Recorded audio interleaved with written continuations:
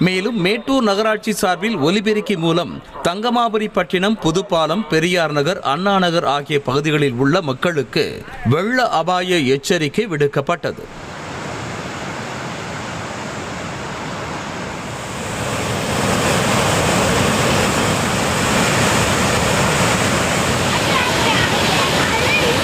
அரியலூர் மாவட்டம் ஜெயங்கொண்டம் அருகே தாப்பளூர், தென்கட்சி பெருமாள் நத்தம், கீழக்குடிகாடு, மேலக்குடிகாடு, அடிக்காமலை உள்ளிட்ட கொள்ளிடமாற்றின் கரையோர பகுதிகளில் வசிக்கும் மக்களுக்கு மாவட்ட நிர்வாகத்தின் அறிவுறுத்தல் பேரில் ஒலிபெருக்கி மூலம் வெள்ள அபாய எச்சரிக்கை விடுக்கப்பட்டுள்ளது. குறிப்பாக ஆற்றில் குளிக்கவோ, ஆடு மாடுகளை மேய்க்கவோ, செல்ஃபி எடுக்கவோ, ஆற்றின் கரையை கடக்கவோ கூடாது எனவும் எச்சரிக்கப்பட்டுள்ளது.